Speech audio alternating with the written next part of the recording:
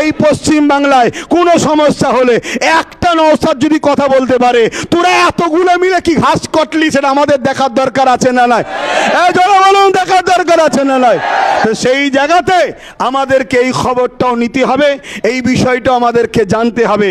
হ্যাঁ, আমি আবার বলছি, আগামী দিন যদি সত্যিকারের কেউ যদি সর্বদিক দিয়ে রাজ্য ও সেন্টার উভয় জায়গার ওয়াকফকে উদ্ধার করার জন্য যদি এগিয়ে আসে, আমরা আহলে সুন্নাত ওয়াল জামাত তাকে সাপোর্ট পূর্ণাঙ্গ করব। আপনাদের মতামত কি? আর একটা পয়েন্ট যেটা বললাম মাথায় রাখবেন, একটু চোখ খুলুন। আমরা যাদেরকে মনে করেছিলাম বিজেপি রুখতে গিয়ে ইনাকে দরকার, আর এবং উনি বলেছিলেন কিছুদিন আগে, দেখলেন না রেড রোডে গিয়ে বলল, মুসলমান তোমাদের জন্য আমি সব করব, তোমাদের কোনো নিরাপদ নেই। তাহলে আমাদের খোঁজ লিয়া দরকার, মুসলমানের বিরুদ্ধে কালা কানুন তৈরি হচ্ছিল, সে ব্যক্তি তখন কি করছিল জানা দরকার আছে না? যে কালা কানুন তৈরি হলো গত 2 তারিখে, এটা সম্পূর্ণ ভারতবর্ষের সংবিধানের বিরুদ্ধে হয়েছে। আমাদেরকে ভাবতে হবে, আমাদের দেশের মাথায় যারা বসে আছে, যারা জনগণের ভোট নিয়ে সংবিধানের শপথ নিয়ে পার্লামেন্টের ভেতরে শপথ নেয়, তারা যদি সংবিধান বিরোধী কর্মকাণ্ডের সঙ্গে জড়িয়ে যায়, তাহলে আমাদের দেশ কিন্তু আগামী দিন গোলামির দিকে যাচ্ছে। তাই দেশের সংবিধানকে যেমন বাঁচানো আমাদের পূর্ণাঙ্গ দায়িত্ব আছে দেশের নাগরিক হিসাবে, ঠিক তেমনি ওয়াকফ সম্পদ এটা আমাদের বাপদাদাদের দানকৃত ব্যক্তিগত সম্পদ। এ সম্পদে ইংরেজরাও হাত দিবার সাহস পায়নি। এ সম্পদে বিগত দিন কংগ্রেস বা আরও যারা গভর্নমেন্ট হয়েছিল, তারা কেউ হাত দিবার সাহস পায়নি।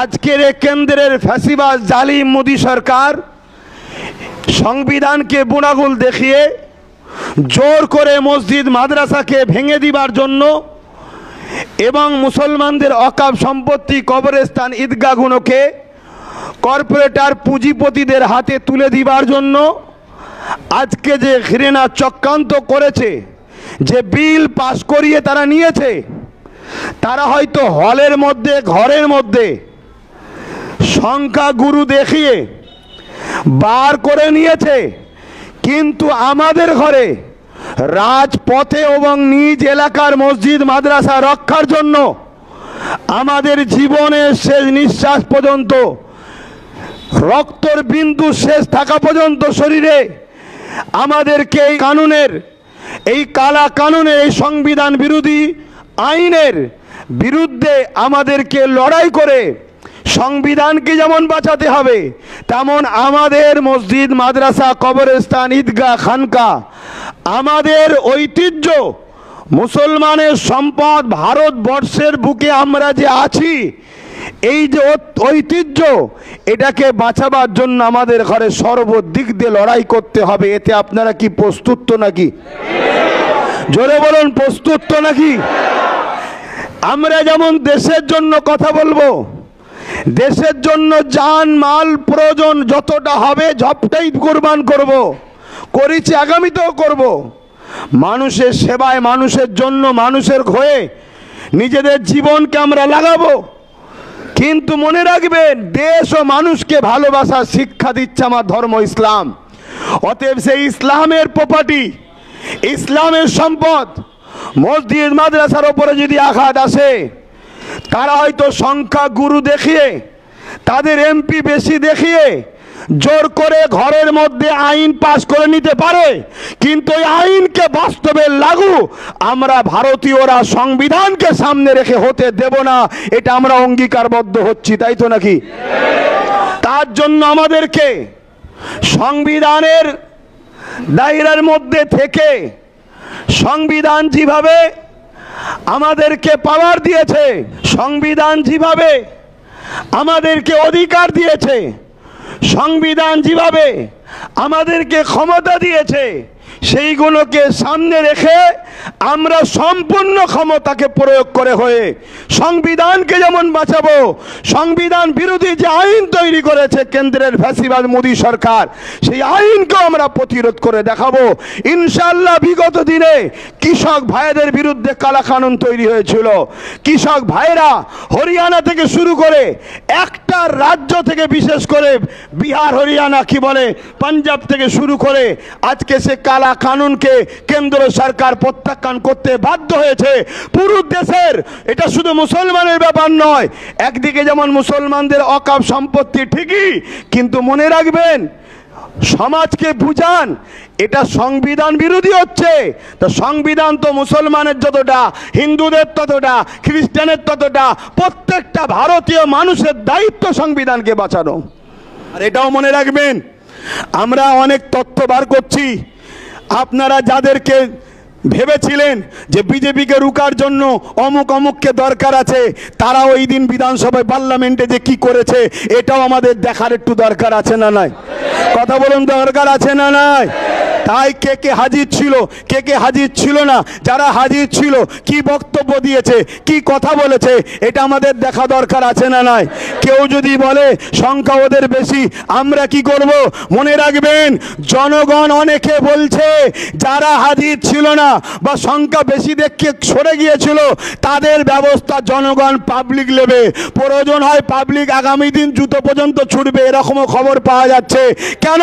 কার সংখ্যা বেশি দেখার দরকার নয়, আমাদের দেখার দরকার তোমাকে আমরা পাঠিয়েছি কি করতে, তুমি আমাদের সমস্যা হলে কথা বলবে, ঠিক না বেটি?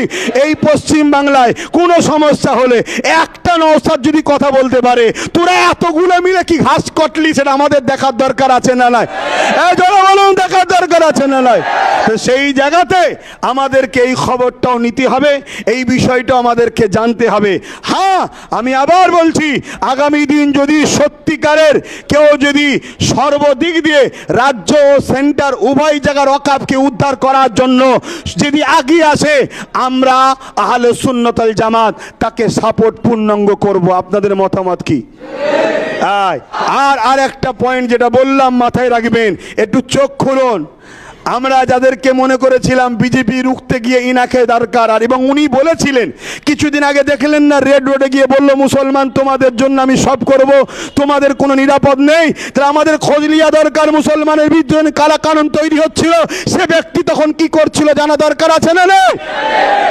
তাহলে এরা কত বড় যে ধোঁকা দিচ্ছে আমাদেরকে, এটা বুঝতে হবে। এখনো সময় আছে, এখনো সময় আছে। আমি আলোচনা করছিলাম গত রাত্রিরে নওশাদের সাথে যে রাস্তায় যেমন আন্দোলন হবে, রাজপথে যেমন আন্দোলন হবে, প্রয়োজন হয় আলোচনা করো। অলরেডি ও তখন বললাম আমি আলোচনা আগিয়েছি এবং আমি বলেছি তুমি তাহলে তৈরি হও, আমরা আইনের লড়াইটাও, জোরে বলুন। তাহলে আমাদেরকে জাগতে হবে, বুঝতে হবে, দেখতে হবে। কেন্দ্র সরকার এত ভয়ঙ্কর আইনটা তৈরি করছে, তার মধ্যে একটা পয়েন্ট দিয়েছে, যারা ওয়াকফ করবে, আল্লাহর রাস্তায় দান করবে, তাকে প্র্যাকটিক্যাল মুসলিম হতে হবে। সেই যে মুসলিম সে প্র্যাকটিস করেছে, প্র্যাকটিসিং মুসলিম হতে হবে। কথা বুঝে আসছে? এবং 5 বছর সে ধর্ম প্র্যাকটিস করছে, এটা প্রমাণ করতে হবে। এই প্রমাণটা নেবে কে? জেলার যারা কালেক্টর তারা। তা জেলার কালেক্টর সে ইসলাম সম্বন্ধে বোঝে? সে তো নিজেই অমুসলিম, তা সে বুঝবে কি করে? তো সে দেখা যাবে আমাদের এই চাচাকে, মুরব্বীকে এতদিন ফুরফুরে আসার পরে বললো তুমি মুসলমানই এখন নয়। কোনো ইমামকে ডেকে বলবে এই ইমাম চলবে না, কেন মুসলমান নয়। মানে যা খুশি করতে চাইছে, এ থেকে আমাদের বুঝতে কি অসুবিধা আছে? সবচেয়ে বড় বিষয় হচ্ছে আরও যত ধর্মীয় ট্রাস্ট আছে, হিন্দু ভাইদের, জৈন ভাইদের, শিখ ভাইদের, পার্সি ভাইদের, প্রত্যেকটা ট্রাস্টের যে বডি হয়, সে বডিতে লেখা আছে, যেমন হিন্দু ভাইদের বডিতে লেখা আছে শুধুমাত্র হিন্দু ভাইরাই থাকবে, অমুসলিম বা অহিন্দু তারা কেউ থাকতে পারবে না।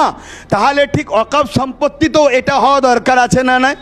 আর এটাই রয়েছে, মুসলিমরাই থাকবে। কিন্তু আজকে কেন্দ্র সরকার বড় ছলে বলে কলে কৌশলে সেখানে শর্ত করে দিচ্ছে যে অমুসলিমদের ঘরে রাখতে হবে। এর পরিকল্পনাটা কি বুঝতে পাচ্ছেন না? এর পরিকল্পনা তো একটাই, আমাদেরকে আগামী দিন এই ভারত থেকে তাড়াবার প্ল্যান করবে, যেটা মায়ানমারে করেছিল। এর থেকে আর কত বিষয় আপনাদেরকে বলবো।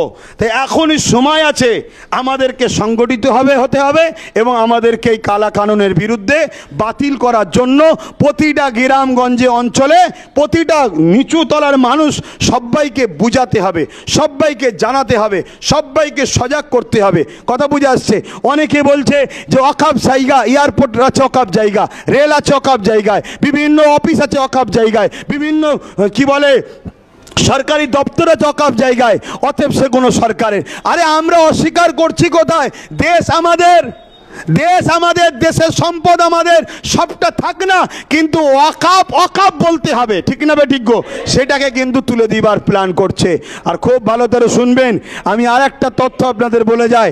আমার পশ্চিম বাংলায় ওয়াকাফের জায়গার ওপরে সম্ভবত দক্ষিণ দিনাজপুর কোনো একটা জায়গায় ওয়াকাফ সম্পত্তির ওপরে বিজেপি পার্টি অফিস করেছে। রাজ্য সরকারের সহযোগিতা না থাকলে করলো কি করে?